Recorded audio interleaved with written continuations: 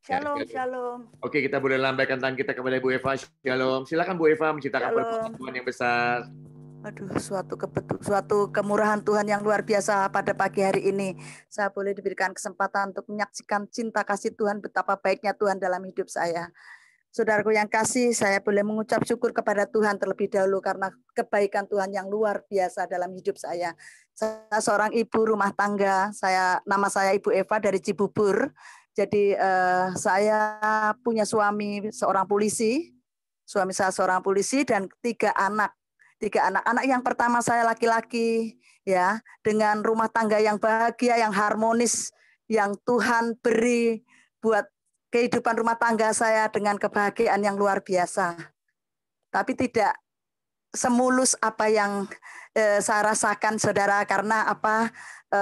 Tuhan izinkan sesuatu terjadi dalam rumah tangga saya. Pada tahun 1997, suami saya mengalami kecelakaan yang dahsyat hingga sampai meninggal. Waktu itu dia dalam pengejaran narkotika karena memang dia bagian narkoba. Lalu dia kecelakaan dan meninggal.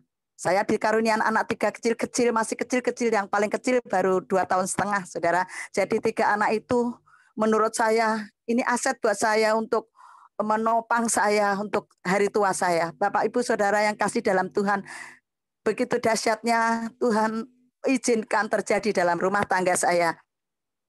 Saat ini saya boleh merasakan apapun yang terjadi dalam rumah tangga, saya tidak bisa meninggalkan Tuhan. Saya tetap melayani Tuhan.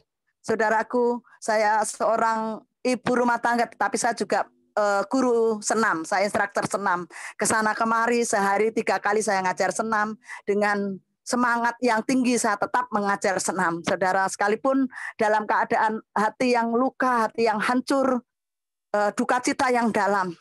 Suatu saat saya pas ngajar di Sanggar, ada salah satu teman saya mengatakan bahwa ngajar senam di sini nggak enak, Ibu Eva nggak enak ngajarnya karena memang saya masih depresi, saudara.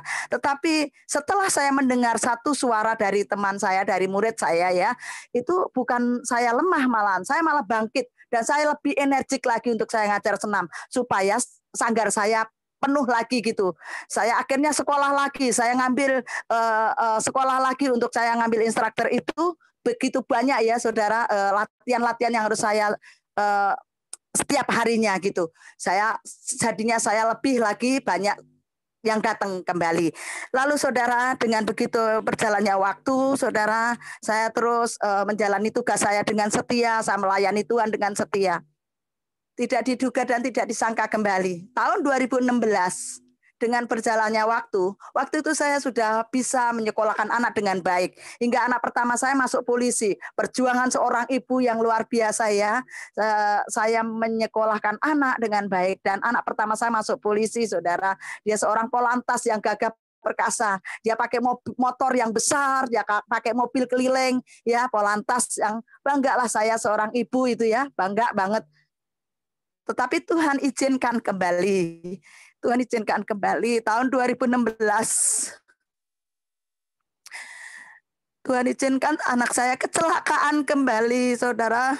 Pas mau apel pagi dia kecelakaan. Dan meninggal juga. Saudara. Saya udah nggak sanggup lagi. Saya merasakan Tuhan memang nggak adil buat saya. Tuhan kok gitu sih sama saya. Dengan berjalannya waktu, teman-teman gereja, teman-teman lingkungan saya, anak-anak semua dukung terus dalam doa, semua memberikan semangat buat saya. Oke, terima kasih Tuhan, nggak apa-apa, karena memang firman Tuhan tuh nggak pernah gagal buat saya. Ini rencana Tuhan buat saya. Kejadian kembali, saudara, berjalannya waktu tahun 2018, saya mengalami sakit. Padahal saya seorang guru senam yang semangat, yang energik. Gak ada pikiran saya sampai sakit kanker, saudara. 2018 saya kanker payudara sebelah kanan saya. Ada sesuatu yang keras, tetapi tidak ada rasa sakit dalam tubuh saya. Gak ada sedikit pun rasa sakit saya. Akhirnya saya terus berjalan ke memeriksakan diri saya ke satu rumah sakit yang lain. Dan semuanya tidak ada apa-apa. Di tahun 2019 saya datang ke rumah sakit Polri. rumah sakit suami saya ya. Saya datang ke sana dan saya diperiksa secara intensif. Akhirnya saya tanggal 1 Juli saya dibiopsi. Tanggal 13 Juli saya harus operasi, tetapi saya belum siap karena tanggal 13 Juli itu saya ada pekerjaan. Saya mengajar senam di Puncak, daerah Puncak, Saudara. Begitu banyak murid saya di sana, ada 40 orang ibu-ibu, saya harus ngajar, udah cukup lama rencana itu. Saya tidak mau ngajar. Saya tidak mau operasi tanggal 13. Akhirnya diundur sampai tanggal 15. Tanggal 15 Juli saya dioperasi. Dengan singkat waktu ya saudara, saya mengajar dan Seninnya tanggal 15 saya dioperasi. Berjalannya waktu saya sudah operasi dengan baik, dengan selesainya dengan baik ya. Di ruang operasi saya sampai tensi saya tinggi saudara, sampai 200 tensi saya. Oke Tuhan terima kasih, yang penting saya sudah selesai. Berjalannya waktu saya langsung di kemo, 6 kali saya di kemo. Di saat saya kemo tuh saya lemah sekali saudara. Fisik saya lemah, saya tidak bisa makan, pahit mulut saya, botak kepala saya. Oh Tuhan terima kasih. Botak kepala saya dan saya nggak bisa makan, mualnya dahsyat. Saya rasanya mau mati Tuhan, saya mau mati. Terserah Tuhan mau apa buat saya. Terserah Tuhan mau kerjakan apa buat saya. Tidak mengurangi semangat saya, teman-teman gereja terus mendukung saya dalam doa. Karena doa itu besar kuasanya buat saya. Doa itu sangat dahsyat buat saya. Dan ternyata doa itu didengar oleh Tuhan. Selesailah saya kemo ya. Saya selesai kemo dan saya mengalami kuku saya hitam semua, kepala botak dan muka saya hitam semua, saudara.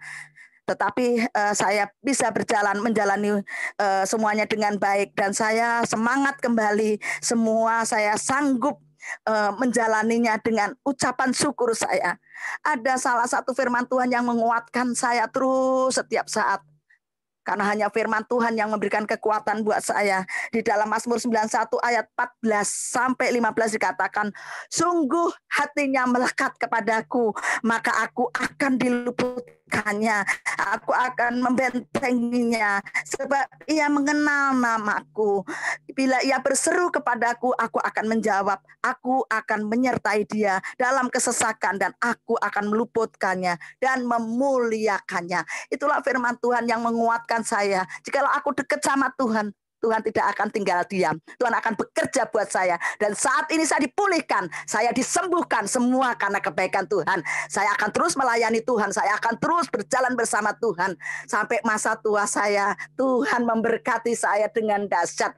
Dan tinggal 2 orang anak saya, kami percaya beberapa lama anak saya diwisuda dan dia dapat nilai kumlot ya, kumlot. Urutan yang ke-11 dari ribuan anak. Itu juga karena kemurahan Tuhan. Terima kasih. Demikian kesaksian saya. Tuhan memberkati. Iya, terima kasih. Oke, kita berikan kemuliaan bagi nama Tuhan Yesus ya.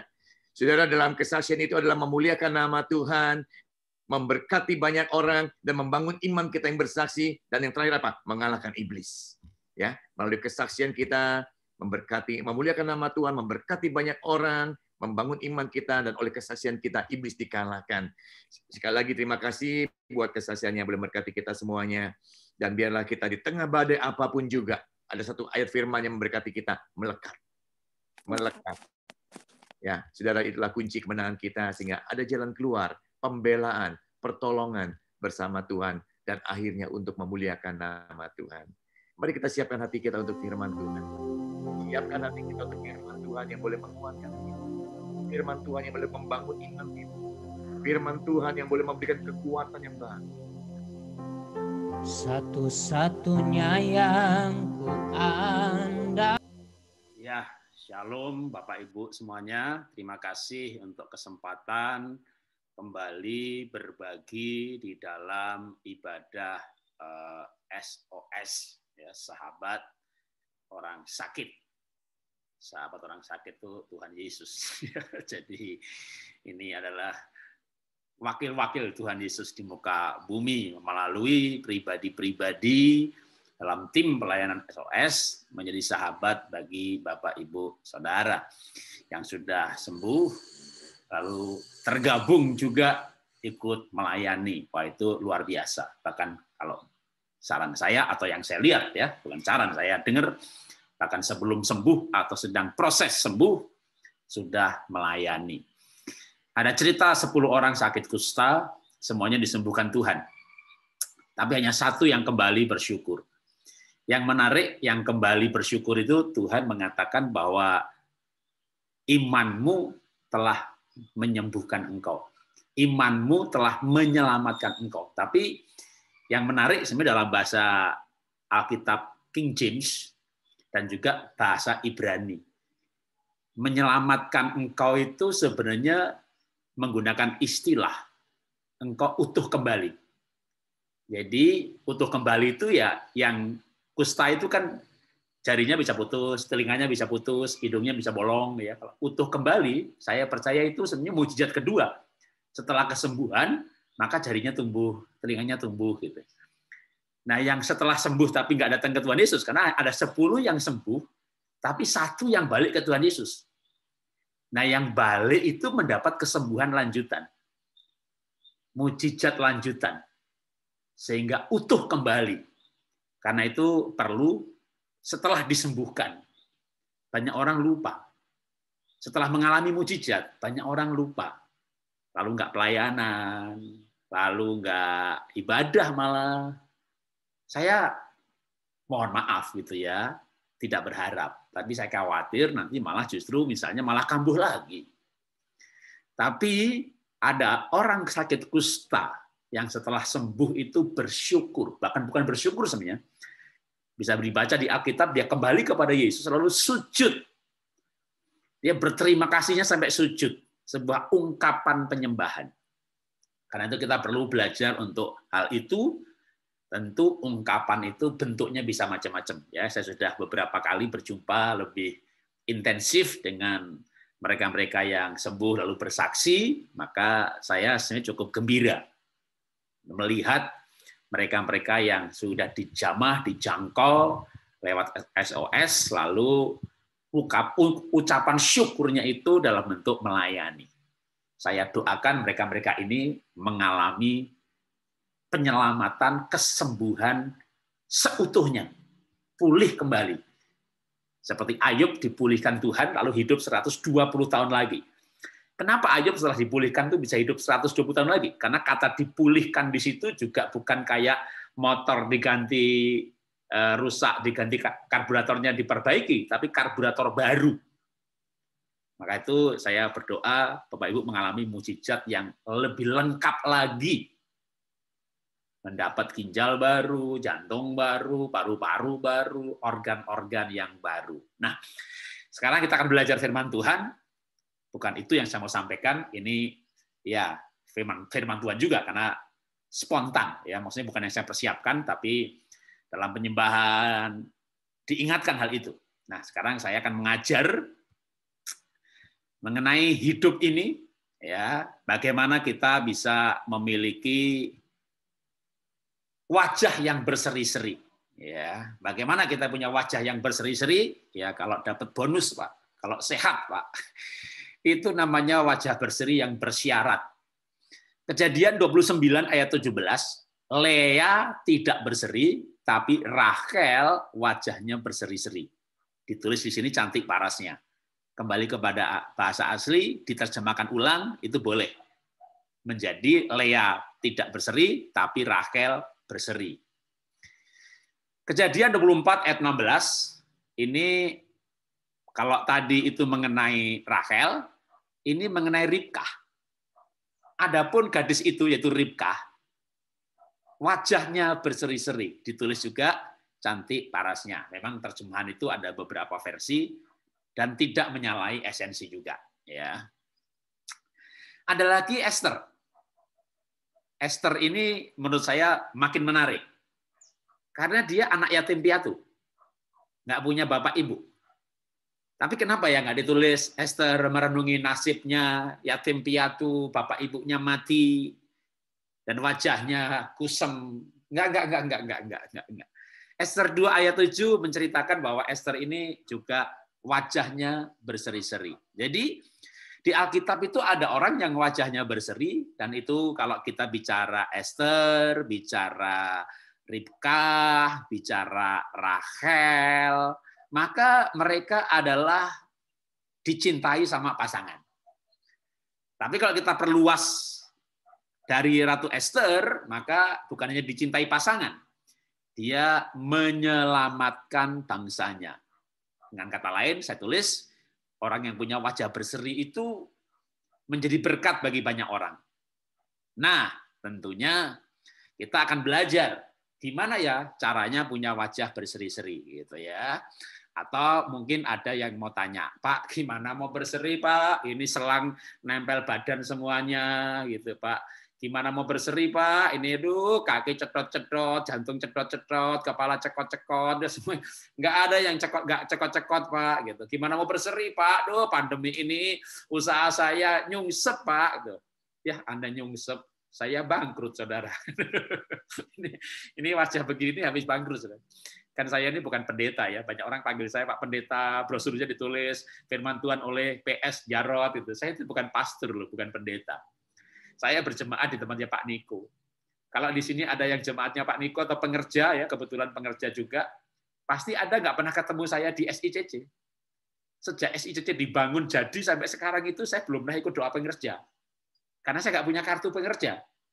Yang punyanya kartu anggota jemaat. Ya, KKJ punya kartu anggota resmi kan. Tapi nggak punya kartu pengerja, karena bukan pengerja, bukan majelis, bukan diaken, bukan PDP, bukan PDM, apalagi pendeta. Saya ini pengusaha yang melayani Tuhan. Usahanya sepatu, baju, kosmetik, namanya Iva Dasyat. Stokis kami ada di 230 kabupaten, membernya ada 500.000. Jadi kalau 10%, 50.000 tutup poin, omset 50 miliar deh, gitu ya. Tapi itu dulu, saudara ya. Puncak terakhir 2013, 14, 15, 16, 17. 17 mulai turun karena kena digitalisasi. Oke, singkat cerita, akhir tahun lalu tutup, tahun ini officially resmi bangkrut. Dan sebelum bangkrut itu kan ya punya duit, bayar pesangon, pegawai kan 300-an. Bayar supplier, somasi, ya, buruh, demo. Ya, singkat cerita, ludes juga duit. Habis. Jadi saya bahkan untuk menyelesaikan anak saya sekolah aja saya jual mobil. Jadi saya pikir saya dulu tuh bisa pensiun ya di Swiss atau di Tasmania gitu ya. Lah kalau omset 50 miliar sebulan kan begitu ya, bisa pensiun dimanapun di muka bumi ini. Tapi ternyata kebangkrutan itu membuat saya pensiun tanpa asuransi. Karena dulu saking yakinnya ini perusahaan kuat banget, besar banget, nggak perlu asuransi lah gitu. Jadi saya nggak ada asuransi kesehatan, saya nggak ada asuransi penghasilan, rumah pun nggak diasuransi. Maka waktu awal Maret saya kena gejala COVID, waduh waktu itu belum diumumkan kalau gratis. Saya nggak ke rumah sakit loh. Ya, nanti bayarnya gimana? Habis bangkrut, saudara. Tapi Anda cari di seluruh Instagram, Facebook saya, proses bangkrut itu dari 2019 awal.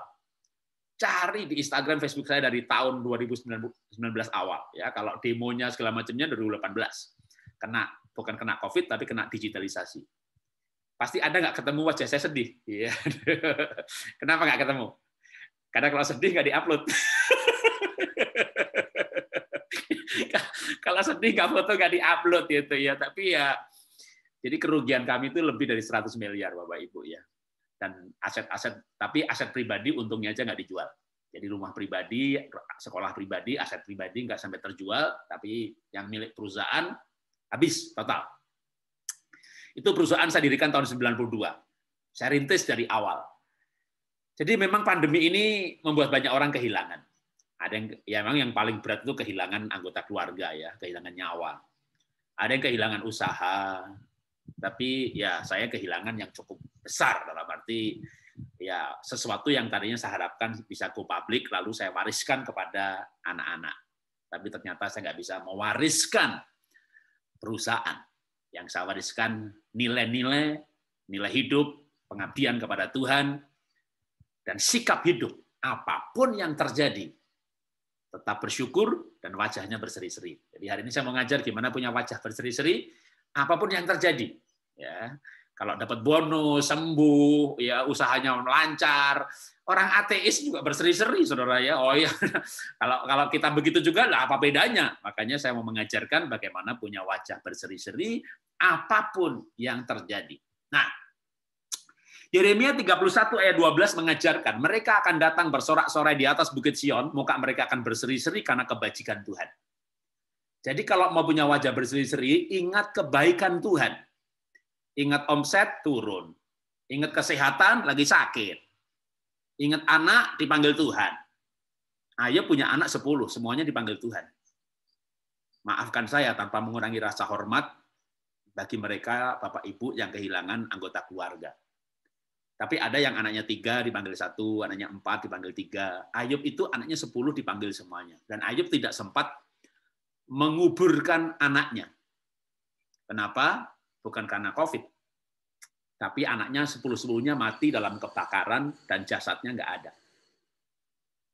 Ketika Indonesia baru COVID baru mulai masuk, memang seperti ada panik ya. Sehingga mereka yang dipanggil Tuhan karena COVID, memang penguburannya juga sangat menyayat hati. Anggota keluarga juga nggak siap bahwa mereka dikasih tahu bahwa anggota keluarganya dipanggil Tuhan karena COVID dan dikasih jangka waktu sekian jam harus menguburkan. Waktu itu kuburan pun juga banyak yang belum siap, sehingga kuburan sana tolak. Akhirnya orang kaya raya hanya dimakamkan oleh sopirnya, didampingi satu oleh RT-nya, pendeta dengan jemaat puluhan ribu hanya dimakamkan oleh 3 orang. Itu terjadi pada awal-awal Maret. Dan itu memang kehilangan-kehilangan yang memang juga sangat traumatis. Tapi Ayub juga mengalami yang lebih dahsyat lagi sebenarnya. Dia anaknya 10 dipanggil Tuhan, hangus dalam kebakaran. Nah, karena itu kalau kita mengingat hidup ini, mengingat dunia ini, mengingat keadaan, mana kita bisa berseri-seri. Maka yang harus kita ingat itu kebaikan Tuhan. Banyak orang tanya saya, Pak, Bapak itu bangkrut, saya nggak nyangka segede itu, Pak. Loh, Anda ke kantor saya di BSD, kantor saya itu halamannya 2 hektar. Gedung saya itu 8 lantai. Satu lantainya itu 1.800 meter, satu lantainya. Ya, gimana uang pegawai 300, saudara ya? Wah, saya pikir Bapak itu seorang pendeta tok aja. Lah, malah saya itu bukan pendeta, jemaat biasa. Memang saya jarang sekali bercerita soal usaha saya. Dan begitu bangkrut, saudara ya, bleng gitu. Atau yang mereka tahu kalau beberapa, apalagi supplier saya malah ada yang nggak tahu kalau saya pendeta. Karena saya kalau di kantor, di perusahaan, di supplier juga jarang cerita soal pelayanan gitu ya. Jadi ini bolak-balik gitu ya. Jadi mereka yang tahu usaha saya gitu, Pak, kok Bapak tabah banget ya, tetap bersukacita. Saya ingat kebaikan Tuhan, Dia mati bagi saya. Yang paling mahal Tuhan sudah berikan kepada saya. Orang paling kaya di muka bumi, ya, tidak bisa membeli yang saya miliki. Berarti siapa yang lebih kaya? Emang Pak Jarod punya apa? Keselamatan, kekekalan, mati masuk surga. Jadi saudara yang punya keselamatan, Anda sudah punya yang paling mahal di muka bumi ini, dan sudah punya kebaikan Tuhan yang paling besar. Jadi kalau saya mengalami hal-hal yang tidak baik, ya saya ingat kebaikan Tuhan. Itu kekuatan. Ya, waktu demam saya 5 hari nggak sembuh-sembuh, saya pernah demam, tapi nggak pernah kayak bulan Maret itu, gitu ya. Sampai kepala dikompres es batu, dada dikompres es batu, perut dikompres es batu, nggak turun-turun. Wah, anak saya kan di Singapura 2 orang.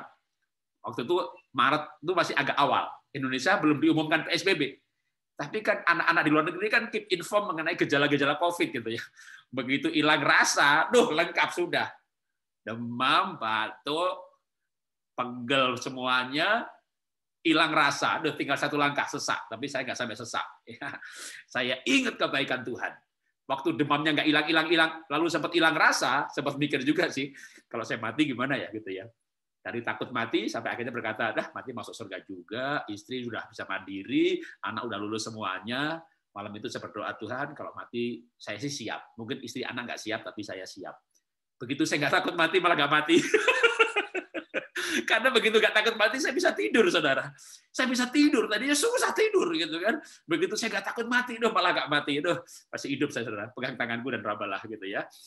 Nah, itu kuncinya di mana gitu? Ya ingat kebaikan Tuhan. Waktu mengalami sakit, ingat kebaikan Tuhan. Waktu bangkrut, ingat kebaikan Tuhan. Itu yang membuat kalau saya gitu ya, saya bertahan. Seperti juga ibu ini, saya lupa namanya, saya googling sudah lama. Dia punya umur 130 tahun. Dan dalam wawancara di Google, itu juga dia bercerita mengenai yang membuat dia kuat menghadapi hidupnya yang tidak mulus. Itu mengingat kebaikan Tuhan, sehingga dia diberi umur yang panjang. The longest couple, the longest woman in the world. Perjalanan hidup tidak selalu mudah. Dengan mengingat kebaikan Tuhan, itu menguatkan langkah menuju masa depan yang penuh harapan. Dan firman Tuhan berkata bahwa harapan di dalam Tuhan itu tidak sia-sia. Langkah kedua, bagaimana punya wajah berseri-seri? Tunjukkanlah pandanganmu kepadanya. Pandangan kita kepada Tuhan, maka muka kita akan berseri-seri. Contohnya di Alkitab, ketika Musa turun dari Gunung Sinai, kedua loh hukum Allah ada di tangan Musa. Ketika ia turun dari gunung itu, tidaklah ia tahu bahwa kulit mukanya bercahaya. Oleh karena ia telah berbicara kepada Tuhan. Jadi Musa sendiri nggak sadar kalau mukanya bercahaya. Ini wajah ini keluar aura, ya. Kalau coba lihat lukisan-lukisan orang-orang suci zaman dulu, ya, lukisan-lukisan itu biasanya di sekitar kepalanya begini ada cahaya gitu. Itu namanya aura. Saudara pun ada auranya, cuma saya nggak lihat atau saudara nggak lihat aura saya, tapi bisa dilihat dengan alat.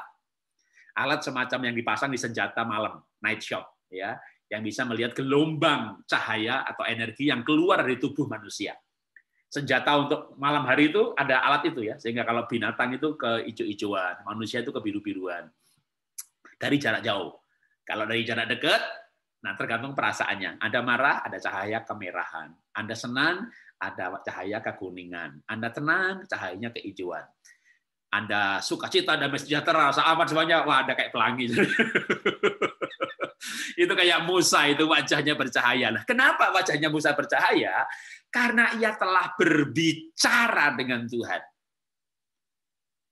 Anda sakit, berbicara sama orang sakit. Bisa-bisa tambah sedih, saudara ya. Anda kecewa sama suami, cari istri juga yang kecewa sama suami. Udah, orang sakit hati ketemu orang sakit hati. Itu pasti saling menguatkan sakit hatinya. Pengerja sakit hati ketemu pengerja sakit hati. Wah, ngomongin pendetanya, itu lama banget. Itu bisa 2 bersesi-sesi nggak habis itu ya. Orang kepahitan tuh ketemu orang kepahitan, itu saling menguatkan sakit hatinya. Udah, kalau mau asik boleh begitu. Ayub itu ketemu Bildad, Sofar itu kan Elihu itu, waduh, itu sampai dari pasal 3 sampai pasal 38. Itu ngomong sesama manusia, itu berpasal-pasal. Ayub pasal 39, Ayub mulai berbicara dengan Tuhan. Pasal 42 dipulihkan. Mari kita kalau ada sesuatu, kita boleh ya punya sahabat. Apalagi sahabatnya jelas. Ya, sahabat orang sakit. Tapi kalau Anda bicara sama yang lain, waduh, nanti malah tambah kepahitan. Iya, di rumah sakit nggak bener nih, pemerintah nggak bener ini, semuanya nggak bener sama dunia ini, gitu ya. Itu kalau orang lagi sakit, semuanya nggak bener. Bicara sama Tuhan, berbicara sama Tuhan, ya. Nanti Tuhan akan berbicara kepada kita lewat firman-Nya, sehingga muka kita bisa bercahaya walaupun ya atau apapun yang terjadi. Bergaul dengan Tuhan. Hidup ini perjuangan dan pergumulan. Bergaul dengan Tuhan akan ada jalan keluar dan kekuatan yang diperbaharui dari hari ke hari. Yang ketiga, bagaimana punya wajah berseri-seri. Amsal berkata, hati yang gembira membuat muka berseri-seri, tapi kepedihan hati mematahkan semangat. Hati yang gembira membuat muka berseri-seri, tetapi kepedihan hati mematahkan semangat. Ayat yang lain berkata, ketika orang patah semangat, lemahlah kekuatannya. Ayat yang lain berkata, hati yang gembira adalah obat yang manjur.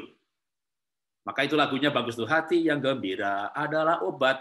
Saya nggak suka kata-kata yang hati yang gembira seperti obat, bukan seperti obat hati. Jangan pakai seperti, adalah, saudara ya.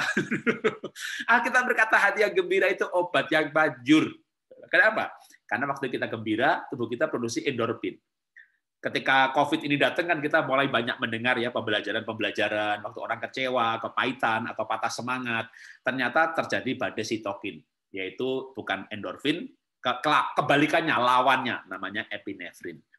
Epinefrin ini menghalangi sistem sekresi, pembuangan racun dalam tubuh. Nah, kalau racun nggak bisa dikeluarkan, racun itu apa? Misalnya pewarna makanan, perasa makanan, ya, monosodium glutamat. Saya nggak sebut merek, tapi materinya. Saya ini insinyur, saya itu teknologi pangan. Jadi makanan-makanan pengawet makanan, perasa, non-artificial, jadi perasa, pewarna yang bukan dari alam. Tahunya kuning dari kunir, nggak apa-apa. Tapi kalau pewarnanya buatan, nah, pengawet kimia, ya, itu namanya karsinogen. Karsinogen itu bisa memicu kanker. Atau kita menghirup asap rokok, asap knalpot, makan ikan ada merkurinya, dan dunia ini memang udah polusi. Sehingga kita akan banyak sekali masuk ke tubuh kita lewat jalur pernafasan, jalur minuman, jalur makanan, benda-benda karsinogen yang memicu kanker. Nah, karena masuknya lewat berbagai macam, maka banyak orang kena kanker. Lalu gimana supaya nggak kena kanker? Ya karsinogen dalam tubuh kita itu harus dikeluarkan. Kalau ada sembuh dari kanker, tapi memang masukin terus, bisa kambuh lagi loh. Saya bukan nakut-nakutin, tapi gimana supaya nggak kambuh lagi? Atau supaya nggak kena? Ya apapun yang masuk harus keluar lewat sistem sekresi. Sistem sekresi itu bisa dari, maaf nih, buang kotoran besar atau keringat. Nah, untuk mengeluarkan itu diatur sistem imun. Yang sistem imun itu didongkrak, didorong sama endorfin. Nah, endorfin itu diproduksi saat gembira. Jadi ilmiah itu menjelaskan Alkitab. Pelajaran mengenai neuroscience, Anda bisa baca bukunya, ya, Dr. Tan Sut Tien.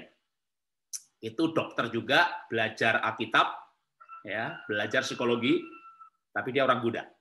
Saya senang baca buku-bukunya Dr. Tan Sut Tien, menghubungkan antara perasaan dengan tingkat alkali tubuh dan kesehatan. Jadi banyak, tidak selalu ya, nggak semua orang yang kepahitan itu kena kanker. Tapi biasanya, misalnya suaminya selingkuh, lalu dia kepahitan. Anaknya dipanggil Tuhan, kecewa dengan Tuhan. Udah, pokoknya patah semangat, kecewa, kepahitan. Masalahnya di tubuh kita terlalu banyak karsinogen. Maka karsinogen itu nggak bisa keluar, memicu minum kista kanker. Ya, bukan berarti yang sakit pasti kepahitan, tapi itu bisa. Nah, kalau saudara penuh ucapan syukur, gembira, maka karsinogen dikeluarkan lewat sekresi. Karena itu perlu sekali menjaga kesehatan dengan bergembira. Maka tadi saya diingatkan Tuhan mengenai 10 orang sakit kusta yang disembuhkan Tuhan. Hanya satu yang bersyukur. Kembali kepada Tuhan Yesus, lalu berterima kasih. Maka Tuhan katakan, imanmu menyelamatkan engkau, membuat engkau utuh kembali. Jadi Bapak Ibu yang sakit, saya berharap tetap bersukacita, supaya sistem imun kuat. Yang sudah sembuh, jaga sukacita, supaya tidak kambuh lagi, tapi justru utuh kembali. Ya, supaya dengan demikian kita ini bukan mengalami kesembuhan mujizat. Ya, puji Tuhan mengalami, tapi kita itu punya pola hidup sehat ilahi. Ya, jadi sembuh itu ya kalau kesembuhan mujizat itu sakit dulu baru sembuh gitu ya. Tapi kalau bisa kita ini kesehatan ilahi. Kan ada orang sakit, datang hamba Tuhan dari luar negeri atau dari yang terkenal luar biasa, sugestinya kuat, imannya bangkit, sembuh. Pendetanya pergi, kambuh lagi. Karena dia sembuh oleh hadirat Tuhan yang dibawa si hamba Tuhan itu. Nah, itu tentu boleh juga ya untuk shock terapi. Untuk percaya, ya Tuhan ada, Tuhan hidup. Tapi saya ini guru yang mengajar. Maka saya mau mengajarkan saudara gaya hidup sehat. Yang ternyata Alkitab ajarkan. Dan diajarkan oleh Alkitab supaya sehat itu adalah gembira. Ya. Nanti sore saya mau sambung. Jadi walaupun pesertanya berbeda, nggak apa-apa. Ikut lagi boleh jam 5 gitu ya. Amsal berkata apa? Hati yang gembira membuat muka berseri-seri, tapi kepedihan hati mematahkan semangat. Jadi mari kita belajar bersukacita. Bersukacita belum tentu menyelesaikan masalah. Belum tentu, saya nggak berani jamin. Oh, dapatnya gembira pasti sembuh gitu ya. Nanti, wah tiba-tiba semua pasien SOS pada ketawa semuanya. Dokternya bilang, waduh sakitnya tambah satu lagi, sakit jiwa gitu ya. Jadi kalau ada bersukacita belum tentu menyelesaikan masalah. Namun akan menjalani hidup dengan lebih bahagia. Jadi bahagia ya, bukan gila ya. Jadi kita berkata hati yang gembira itu obat yang manjur. Bukan gila obat yang manjur, bukan ya, tapi hati yang gembira. Dan juga bukan mulut tertawa obat yang manjur, enggak ya. Ada laughter club ya, kelompok tertawa, lalu orang tertawa gitu. Alkitab tidak berkata tertawa obat yang manjur. Karena orang itu bisa ketawa tapi hatinya kepahitan, ya, hatinya benci. Dijahati orang lain, ya kan? dijahati balik. Wah, rasain lo. Rasain lo. Ini tertawa, tapi hatinya jahat. Itu bukan obat, saudara. Itu nggak obat. Di dalam kecewa, dalam kepahitan, epinefrin yang diproduksi. Jadi, endorfin apa epinefrin yang diproduksi, itu deteksinya bukan di mulut, tapi di hati. Maka coba perhatikan baik-baik firman Tuhan. Firman Tuhan berkata apa? Hati yang gembira. Apalagi Tuhan Yesus bilang apa? Hati itu sumber kehidupan. Jadi hati yang gembira, obat yang manjur, bukan mulut tertawa. Anda mau paksa tertawa kayak terapi tertawa gitu. Kalau hati tidak gembira, endorfin tidak diproduksi. Jadi mari kita belajar untuk hati ini betul-betul gembira. Ya, nggak ada kepahitan, nggak ada kecewa. Contohnya yang nggak ada kecewa itu siapa? Ya, ini contoh ekstrim ya. Orang gila itu malah nggak kecewa loh. Nah, gila gimana? Orang gila itu makan makanan yang dibuang di jalan, dimakan kagak mencret. Itu kehujanan, kaosnya basah, tidur di emper toko, kagak masuk angin. Lah, orang gila itu yang sakit cuma jiwanya loh gila, tapi badannya tuh sehat loh. Makan makanan kotor kagak mencret, baju basah, tidur di emperan toko nggak masuk angin. Lah kenapa orang gila sehat-sehat? Karena banyak ketawa. Jadi orang gila itu sehat-sehat. Kok sehat? Ya nggak perlu gila, saudara ya. Karena tadi saya katakan yang bikin sehat itu bukan tertawanya. Tapi memang orang gila itu gara-gara otaknya konslet juga jadi nggak ada kepahitan, nggak ada. Tapi ada sih orang gila yang di rumah sakit jiwa yang marah terus, gitu ya. Karena memang otaknya konslet, lalu nggak bisa malah mengampuni. Jadi kepahitan terus gitu. Itu biasanya dikerangkeng gitu ya. Tapi kalau yang gilanya itu ketawa terus, kadang dilepas aja lah. Menghemat biaya pemeliharaan. Atau dia makan juga nggak mati-mati. Gitu. Jadi kita tuh nggak perlu belajar gila, ya. Kita perlu belajar bersukacita. Dan kita bisa bersukacita dalam segala perkara. Contoh di Alkitab adalah Paulus dan Silas. Kita nggak bicara sakit, tapi bicara masalah. Paulus dan Silas di penjara.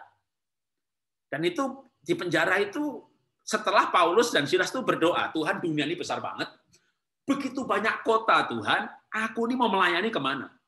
Doa, puasa, dapat penglihatan orang Makedonia panggil-panggil. Berdasarkan penglihatan itu diteguhkan dalam persekutuan, itu dikatakan dengan jelas Alkitab mengatakan, lalu Roh Kudus menyuruh Paulus dan Silas ke Makedonia.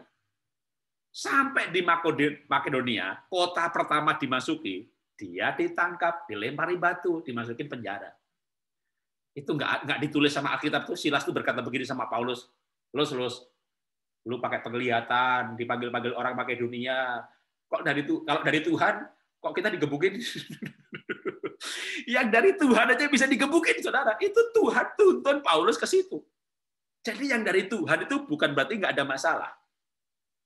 Dan Paulus dan Silas nggak saling menyalahkan. Kamu sih minta pimpinan Tuhan pakai penglihatan. Udahlah, nggak usah pakai penglihatan lah. Gitu. Nggak. Itu Paulus dan Silas dikatakan di Alkitab. Mereka berdua menyanyi. Menyanyi apa? Baca di Alkitab. Nanti Kisah Rasul pasal 16. Menyanyikan lagu pujian. Bukan lagu ratapan. Kalau Anda sakit, saya sekali lagi mohon maaf, bukan saya tidak punya empati simpati. Kalau Anda sakit, susah, bangkrut, menyanyilah. Tapi saya mohon, please mohon, jangan lagu ratapan. Apa itu lagu ratapan? Tuhan, masihkah kau mendengar doaku? Itu lagu bukan rohani. Mungkin lagu Kristen tapi nggak rohani. Ya. Kok berkata Tuhan masih kau mendengar doaku? Untung saya bukan Tuhan loh. Nah, memang saya bukan Tuhan. Kalau saya Tuhan, saya berteriak dari sorga, masih kau meluang. Jangan menyanyikan lagu-lagu sedih seperti itu. Terakhir, Daud. Baca nanti Samuel pasal 22. Daud itu diburu mertuanya Saul mau dibunuh.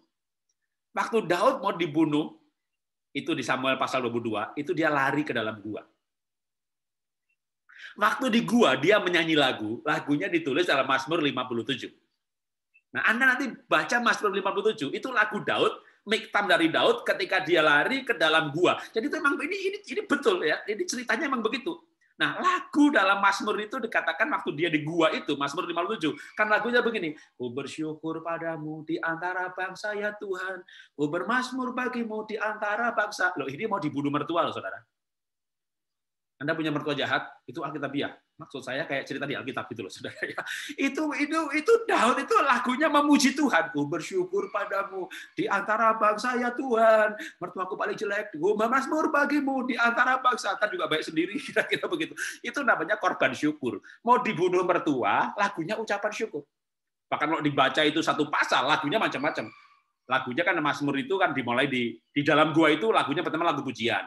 Hatiku siap, ya Allah, hatiku siap. Aku mau bernyanyi, aku mau bermazmur. Bangunlah. Itu lagu Daud, waktu Daud mau dibunuh sama Saul. Lari ke dalam gua, nyanyi lagu itu. Dan dia akhirnya lagu ucapan syukur. Karena itu saya menantang saudara. Mau sakit, mau bangkrut, apapun penyakit saudara, ada kuasa dalam pujian. Ada kuasa dalam ucapan syukur. Korban syukur. Ingat kebaikan Tuhan dan naikkan ucapan syukur. Saya mengajak saudara bukan nyanyi lagu ratapan. Lagu ucapan syukur. Tuhan terima kasih, bilur-bilurmu menyembuhkan aku. Tuhan terima kasih, di dalam nama Yesus saya sembuh. Proses kesembuhannya makin terjadi luar biasa. Aku percaya Tuhan, Tuhan pakai dokter, obat, kemo untuk menyembuhkan saya. Dalam nama Tuhan Yesus proses penyembuhan sedang terjadi. Anda mengucap syukur untuk kesembuhan yang sedang terjadi. Mungkin sekarang belum, tapi itu sedang proses. Anda mulai ucapan syukur. Maka kita berkata, apapun yang kau inginkan, ucapkanlah dalam doa, permohonan, dan ucapan syukur. Ada kan ayat begitu? Pasti ada. Betapa hebatnya orang-orang yang mengucap syukur. Seandainya masalahnya belum selesai, kita menjalani hidup lebih baik. Saya bangkrut, ya bangkrut, saudara. Lalu saya mengucap syukur, perusahaannya bangkit lagi? Ya enggak. Tapi saya punya ketabahan luar biasa. Saya punya kekuatan untuk bisa menghibur orang-orang lain. Saya melayani full gospel. Lalu saya bercerita kalau kebangkrutan saya ini membawa kerugian di atas 100. Dan lalu mereka, beberapa orang mulai ada yang bisa tertawa. Pak Jarod, saya udah berbulan-bulan nggak bisa ketawa. Hari ini saya tertawa, Pak. Lah kenapa tertawa? Ternyata Pak Jarod lebihnya lebih banyak. Ternyata penderitaanku penghiburan bagimu. Itu Paulus itu dulu, jemaat zaman dulu kan digebuki, di penjara, dilempari batu gitu. Paulus menderita lebih daripada jemaat. Sehingga Paulus bisa menghibur jemaat dengan penderitaan yang dia alami. Saya baru ngerti Tuhan, kenapa Tuhan izinkan saya mengalami aneka masalah juga dalam hidup saya. Saya melayani Tuhan, saya sungguh-sungguh melayani Tuhan, saya bangun sekolah di pedalaman, saya tulus, saya murni. Saya pikir akan bebas dari masalah gitu. Enggak juga. Emang saya enggak kena penyakit. Ya kemarin kena gejalanya sembuh lagi, tapi bangkrut ini yang kalau sakit sehat sembuh lagi. Begitu bangkrut kan enggak bangkit lagi perusahaannya. Membangun lagi kan dari awal lagi gitu ya. Tapi saya sekarang tahu, oh Tuhan mau saya menjadi role model, contoh. Apapun yang terjadi, bersyukur. Apapun yang terjadi, antusias, semangat, sukacita. Dan disitulah ada kesehatan yang ilahi. Bukan hanya kesembuhan ilahi, tapi kesehatan ilahi. Sembuh, tidak kambuh lagi. Sembuh, tidak balik lagi. Pernah kanker, kemo, sembuh, tidak balik lagi. Ya, saya berdoa, Bapak Ibu mengalami kesembuhan yang sempurna. Mari kita berdoa. Bapa, kami mengucap syukur, kami mengenal firman Tuhan, dan kami mengenal Tuhan. Tuhan kami hidup tidak berubah dulu, sekarang, sampai selama-lamanya. Tuhan yang mengadakan mujizat, Tuhan yang perkasa, Tuhan yang menuntun bangsa Israel keluar dari Mesir dengan tangan yang luar biasa, membelah lautan di hadapan umat-Mu, dan Engkau mengadakan mujizat sepanjang perjalanan. Tuhan yang tidak berubah ketika Tuhan menjadi manusia, Tuhan Yesus Kristus, lumpuh berjalan, buta melihat, kusta disembuhkan. Dan ketika Tuhan Yesus naik ke surga, para rasul, murid-murid Yesus mengadakan yang sama di dalam nama Yesus. Kami percaya Tuhan Yesus tidak hanya mati, tapi dia bangkit karena Tuhan, namamu berkuasa. Engkau tetap ada, tapi tidak kelihatan. Dulu engkau di bumi, engkau kelihatan. Engkau naik ke surga, tetap ada, tapi tidak kelihatan. Tapi kuasamu kelihatan. Karena itu kami, ya Tuhan, menguatkan iman kami dan hati kami untuk tetap percaya Tuhan, apapun yang terjadi dan apapun yang Tuhan izinkan kami alami. Karena semua yang Tuhan izinkan terjadi dan kami alami, membuat kami punya keyakinan yang kuat. Tidak ada yang kekal kecuali nyawa kami, tidak ada yang kekal kecuali keselamatan, dan tidak ada yang kekal kecuali Tuhan. Rumah kami hanya sementara, tubuh kami hanya sementara, harta kami hanya sementara, perusahaan kami hanya sementara. Tapi roh kami yang sudah diselamatkan adalah roh yang kekal. Dan itulah yang paling utama, kalau roh kami sudah selamat, kami memiliki yang termahal dan terbaik di muka bumi ini. Dan kami bersyukur untuk hal itu Tuhan. Di dalam nama Tuhan Yesus kami berdoa mengucap syukur. Haleluya. Amin. Ya, Tuhan berkati. Ku naikkan syukur. Bersukacita, mau berseri, dia ada berseri dalam Tuhan, ya. Saudara, firman Tuhan kita dengar tadi ada 3 hal. Yang pertama bicara tentang kebaikan Tuhan. Sama-sama katakan kebaikan Tuhan. Kebaikan Tuhan. Yang kedua bicara tentang apa, saudara? Memandang pada Tuhan, berbicara kepada Tuhan. Yang ketiga adalah bersukacita. Saudara, saya rindu hari ini, apapun badai yang sedang kau hadapi, keadaan masalah apapun yang sedang saat ini ada di matamu, bahkan doamu selama ini belum mendapatkan jawaban daripada Tuhan. Tetapi hari ini kita mau melihat kebaikan Tuhan. Di mana ada masa-masa yang sulit, keuangan, pekerjaan, keluarga, bahkan penyakit, Tuhan bela, Tuhan tolong sampai kau kuat hari ini di tengah-tengah badai. Saya rindu hari ini kita mau datang pada Tuhan, tidak meminta, tapi hanya bersyukur buat kebaikan Tuhan. Dan kita mau datang kepada Tuhan, membicarakan isi hati kita. Dan kita mau mempunyai hati yang bersukacita. Saudara, ada beberapa permohonan doa tadi, seperti contoh ada Papa Kimberly, dia memohon untuk seorang Kimberly, seorang anak yang dicintai, boleh mengalami kesembuhan. Saya rindu hari ini, saya mengundang Papa Mama Kimberly datang kepada Tuhan. Naikkan ucapan syukurmu. Kau hari ini tidak meminta sesuatu apapun di hadapan Tuhan. Tetapi kau mengucap syukur buat kebaikan-kebaikan Tuhan yang kau terima. Hari ini juga ada Maria yang sampai saat ini belum bisa melihat matanya dan tidak punya air mata. Mari datang kepada Tuhan dengan ucapan syukurmu, ucapan syukurmu. Dan juga ada baby Eve yang sedang berobat, dan kita melihat kondisi sedang berobat, sedang kemo, dan juga memerlukan biaya yang cukup besar untuk kemonya. Tetapi hari ini kau datang kepada Tuhan, membawa ucapan syukurmu, ada kebaikan-kebaikan Tuhan yang sedang kau alami. Saya rindu hari ini kita mau ambil waktu di mana kita datang kepada Tuhan, bersyukur, datang kepada Tuhan, memuji Tuhan, datang kepada Tuhan, memberikan kemuliaan bagi nama Tuhan dalam doa-doamu. Karena engkau mengalami kebaikan-kebaikan Tuhan yang tidak pernah meninggalkanmu. Kita angkat pujian, bersama-sama sekaligus naikkan syukur. Saya minta nanti bergantian. Kau sedang bergumul. Kau tidak mengeluh, kau tidak komplain. Tapi kau membawa ucapan syukurmu melihat kebaikan-kebaikan Tuhan. Papa Mama kembali boleh menaikkan syukur. Setelah itu Maria, setelah itu Baby F. Datang pada Tuhan membawa ucapan syukurmu. Kasih setiamu yang setia Tuhan yang melimpah dalam kehidupan kami. Selama 2 tahun Tuhan pelihara Kimberly. Walaupun masih kejang, walaupun masih kondisinya belum membaik secara keadaan normal. Datang pada Tuhan ucapan syukur. Silakan Sarah. Terima kasih ya Tuhan buat hari ini ya Bapak. Engkau masih mengizinkan Sarah dan Roland untuk menjadi orang tua bagi Kimberly. Terima kasih juga Tuhan karena perkembangan Kimberly yang semakin hari semakin baik. Biarpun kami masih melihat Kimberly kejang, tetapi kami tetap percaya Engkau akan melakukan pemulihan-pemulihan kepada anakmu Kimberly. Kami percaya anak ini akan menjadi cahaya dimanapun Kimberly berada nanti. Dan kami percaya bahwa perjalanan yang kami lalui akan membuat kami semakin siap untuk menjadi cahayamu juga Tuhan dimanapun Engkau berada. Dan terima kasih Tuhan, karena kami boleh melalui semuanya ini dan kami semakin dekat kepadamu dan kami semakin mengenal Engkau Tuhan. Terima kasih Bapa, hanya di dalam nama-Mu kami berdoa dan mengucap syukur. Amin. Ya, saya minta dengan hormat Maria berdoa. Mengucap syukur saja. Nyalakan mute-nya. Maria mute-nya dinyalakan. Iya, Pastor. Yes.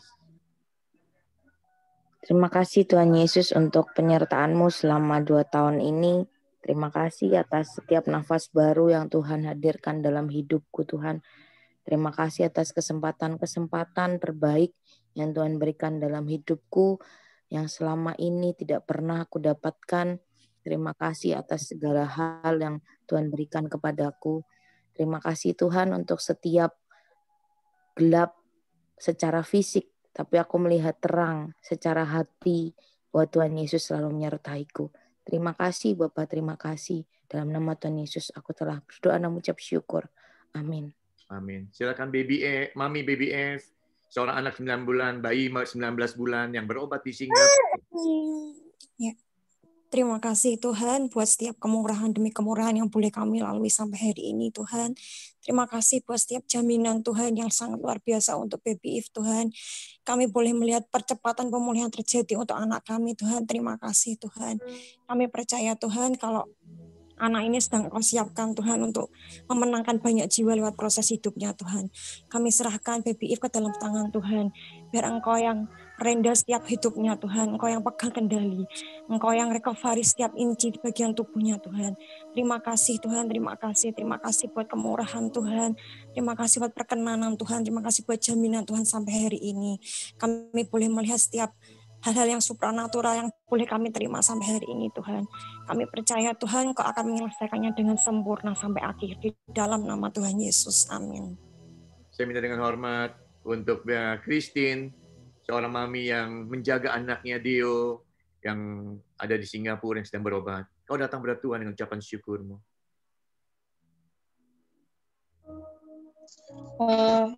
Tuhan, terima kasih Tuhan pada hari ini saya bisa mengucap syukur Tuhan yang Kau berikan pada Deo Tuhan, di mana kanker ini mengubah hidup kami Tuhan, baik dalam diri kami dan diri saya dan juga keluarga Tuhan, di mana dengan sakit kanker ini Kau sembuhkan dan juga Kau pulihkan keluarga kami Tuhan, dan juga Kau memberikan kami lebih dekat padamu Tuhan.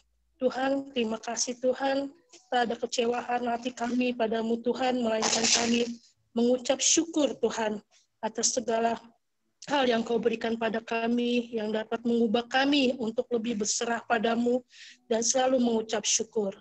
Dalam nama Tuhan Yesus, saya berdoa dan mengucap syukur atas segala sesuatu yang Kau berikan pada kami. Amin. Amin. Yang terakhir saya minta Abraham Luki, yang juga kemarin baru masuk rumah sakit ya, kondisi masuk rumah sakit, dan kondisinya boleh mengalami kondisi yang berobat kembali di rumah sakit. Boleh Abraham Luki mengucap syukur. Bapak, terima kasih buat setiap anugerah-Mu Tuhan di dalam hidupku. Terima kasih buat kesempatan demi kesempatan yang Kau berikan Tuhan. Aku bersyukur buat hari ini kalau aku boleh ada di rumah Tuhan. Terima kasih buat setiap pertolongan-Mu ya Bapa. Amin. Amin. Amin. Kita angkat pujian bersama-sama Ferdi. Dan Dia tidak pernah meninggalkan kita sekalipun. Biar hati kita datang dengan ucapan syukur. Terima kasih Tuhan. Terima kasih Tuhan. Kami naikkan syukur kami. Kami naikkan sembah kami bagimu. Haleluya. Haleluya. Haleluya.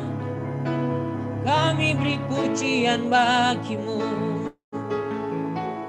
Kami nyatakan terima kasih Tuhan. Terima kasih. Haleluya. Ya Rama Shande. Terima kasih Bapa yang baik. Haleluya. Kau ajaib. Yesus terlebih. Buat orang-orang yang mengandalkan Tuhan, memandang dan melihat kebaikan Tuhan. Terima kasih buat Pastor Jarod yang boleh jadi berkat buat kita. Saya kembalikan pada Ferdi. Haleluya, saya percaya Bapak Ibu diberkati oleh firman Tuhan pagi hari ini. Yang diberkati coba kasih jempolnya. Haleluya, atas nama seluruh SOS Global mengucapkan terima kasih pada Bapak Jarod yang sudah menyampaikan firman Tuhan. Ada beberapa pengumuman sebelum kita tutup. Ya, sebelum berdoa nanti saya sebentar share sedikit ya. Coba saya cari sebentar saudara. Ya saudara, kalau saudara lihat sebelah kiri itu Sonia dan Baby F, ada Ibu Vivi, ada istri dan anak saya, ada Lisa, sebelah kanan dengan papanya dan ada Deborah. Saudara, mereka boleh menikmati berkat Tuhan di tengah-tengah segala hal yang sedang dihadapi dan mengucap syukur Bu Vivi sudah sembuh. Sonia dan Baby F sedang masih dalam kemo, juga Papa Lisa, kita percaya biarlah kita semua boleh saling mendukung untuk saling memberkati ya. Anak saya yang di tengah yang pakai kursi roda dan itu istri saya di belakang. Saudaraku yang kekasih di dalam Tuhan, biarlah apa firman Tuhan yang diberikan oleh Pak Jarod pagi hari ini, saudara, kita mesti ingat akan perbuatan-perbuatan Tuhan yang besar, ya, supaya kita semua punya wajah yang berseri-seri, yang lama tinggalkan, saudara, dan kita percaya kasih karunia Tuhan terus melimpah dalam kehidupan kita. Kita berdoa, saudara. Haleluya, haleluya. Bapa di dalam surga, kami mengucap syukur dan berterima kasih. Damai sejahtera dari Bapa di dalam surga, kasih sayang Tuhan Yesus Kristus dan kuat kuasa Roh Kudus menjadi bagian saudara dan saya mulai siang hari ini sampai Maranatha, sampai Tuhan Yesus datang kedua kalinya. Bapa terima kasih. Bapa terima